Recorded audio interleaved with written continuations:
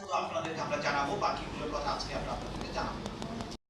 তিনি এই মানবতা বিরোধী অপরাধ সংগঠনের উস্কানি দিয়েছিলেন, প্ররোচনা দিয়েছিলেন 14 জুলাই তারিখে সংবাদ সম্মেলনের মাধ্যমে আন্দোলনরত শিক্ষার্থীদেরকে রাজাকারের বাচ্চা, রাজাকারের নাতিপুতি, রাজাকার এইসব বলেছিলেন এবং বলার মাধ্যমে তাদের বিরুদ্ধে যে মানবতা বিরোধী অপরাধ,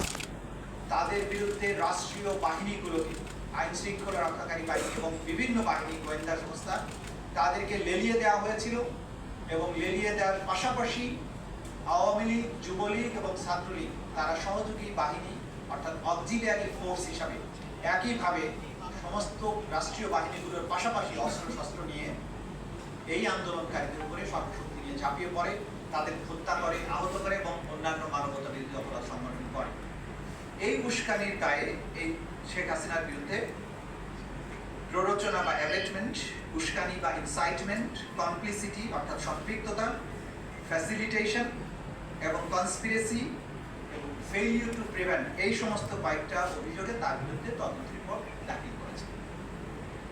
দ্বিতীয় যে অভিযোগটা এখানে করা হয়েছে তদন্ত রিপোর্টে, যেটা আমরা দেখেছি, সেটা হচ্ছে সরাসরি নির্দেশ।